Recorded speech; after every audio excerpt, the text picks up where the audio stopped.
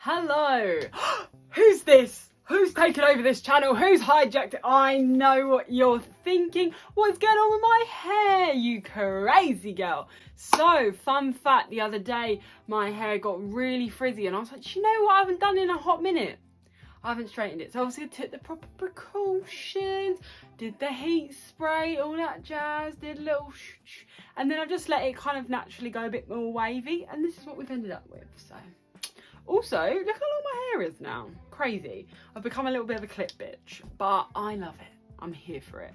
Much prefer the clip. So, welcome. If you're new here, I'm Alice and we speak about books, we chat, we waffle, all that jazz. If you're looking for someone to stick on in the background, feel like you've got a friend, while you make yourself something to eat or clean your room, whatever you want to do, I'm your gal. So consider subscribing and hit that button down below. What are we going to talk about today? Alice, get on with it. Finally, you're getting your promised. I read P&P.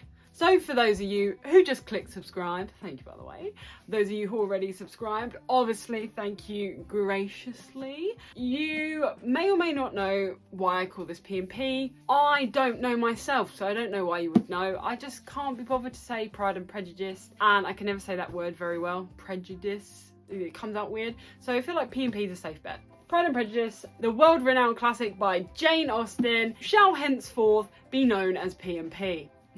Joking, obviously not, but on this channel it will. I finally went back, I've read a classic and I really enjoyed it. So I started the journey on Kindle, as you may know. You know, not that long ago I was actually travelling the world, but it's okay, you know. I'm joking. We'll definitely be going back soon. You can stay for all the fun content, so don't even worry. But I came home and then I finished it off in the book, which was really lovely. And honestly, I kind of would reread it again. Do you know what I mean? Do you know what I mean? Do you see what I'm saying? Now, what did I give this book? I gave this book an 8 out of 10. I gave it 4 stars. Oh, can't believe you. I hear you cry.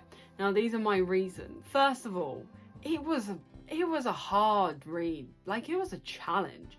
I don't know if this is just because I'm not as used to reading that kind of literature anymore. Sometimes I would read a sentence 3 or 4 times and I'd be like, but you kind of just got the natural flow of the story, do you know what I mean? So I couldn't deduct more than a mark for that because the flow was still there. I still knew exactly what was going on, who liked who didn't like who, etc. So, you know, I can't really fault her for that. But also she was from a different time, you know, she was born in another time. So again, can't be mad at her for that. That's not her problem. Someone that read that at that time would easily have just, yeah, of course, thank you, Jane, for putting it in such a clear term. Aside from me being slightly less cultured with, you know, some of the older English familiarisms, I think I did pretty well. And overall, I really did enjoy it. I did like it. And then my second reason that I got rid of is honestly, again, it was just from that different time. I just needed a little bit more romance. Just a little bit. Do you know what I mean? Part of me was obsessed with their whole thing going on, but part of me was a bit like, I need more. And I don't mean in that way, golly gosh, you little cheeky buggers. Not in the spice sense, just as in I needed a bit more, I don't know, yearning, maybe? I needed a little something. That was all. And I do feel like the ending came quite quickly. All of a sudden it was like, you were reading, and then all of a sudden it was like, poof. I just feel like I got to the end and it was like, boom, boom, and done, you know? So that's probably where it lost its marks. But all in all, I really, really did enjoy it. It's definitely a 4 star. I would have loved to give it 5 star, but you know, that holds a special place, a special reserve. I will give any book I think that deserves a 5 star, no matter if everyone in the world hated it. I mean, well, it depends the reason they hated it. But you know what I'm trying to say. You know what I'm trying to say.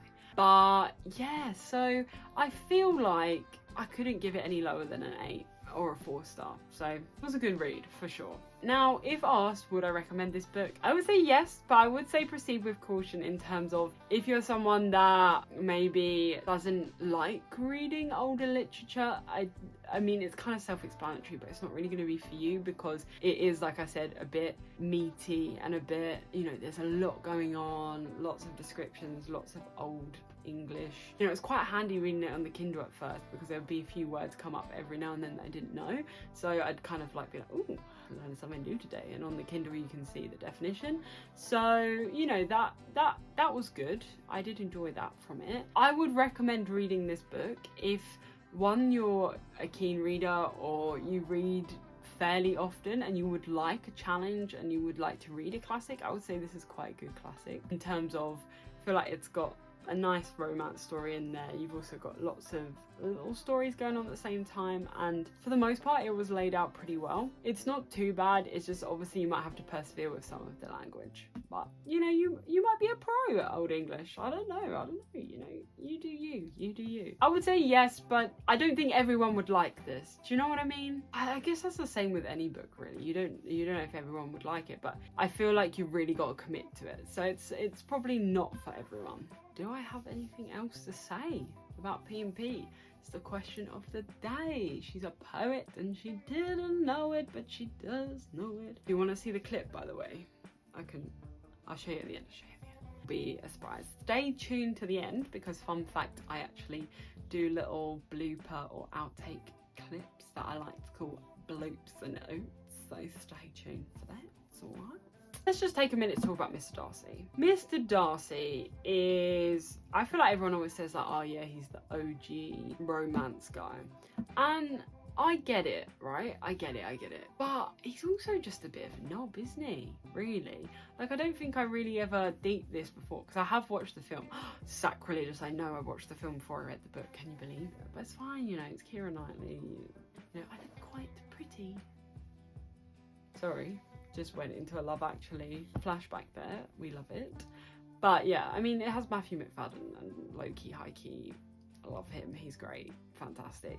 And I feel like he really does portray Darcy well, like how I almost imagined him to be from the book. But I do just think he is a bit of a knob, and I don't really think he ever truly apologizes for that. Like, he does all these grand gestures and acts and declares his love and does things which I won't spoil, but to help the family. I don't know whether he really ever has this moment where I genuinely was like, you're forgiven. I don't know. What do you think? If you read this book, what did you think? I just feel like I felt sorry for him towards the end, because I was like, oh, man's got a tough time. But then I was like, he actually deserves a tough time. You know, he was very, I wanted to just say an arsehole. He was. But I think I've read a few things, I've done a bit of research on it, and I feel like he was supposed to kind of represent somebody that was perhaps not very comfortable in social situations. So looking at it from that angle after reading it, I was kind of empathizing with him a lot. His silence and just standing there wasn't necessarily like judgment, it was just he didn't feel comfortable or he didn't want to talk, and I think that's okay. So if we look at it from that standpoint, you're forgiven. But at the time when I was first reading it, I was like, you're a bit of a knob. But then when I kind of started to realize the complexities about his character, then I definitely got a bit more empathetic for him. I don't want you to feel uncomfortable right now. I don't want you to not like this. Well, anyway, I think that's it for today. Stay tuned because this week we've got some exciting things going on. I'm filming a video for next week. It's going to be all about the new Bridgerton release and I'm really excited. I don't know if you saw my community post, but I am rereading Romancing Mr. Bridgerton and I just can't wait. I just can't wait. It's going to be great. Well, anyway, thank you so much for watching. I hope you enjoyed this video. Don't forget to give it a big thumbs up, smash that like button, and don't forget to subscribe. Have you subscribed? Have you? I'm looking at you. Thank you very much. Welcome to the family. And without further ado, I'll see you in the next one. Bye.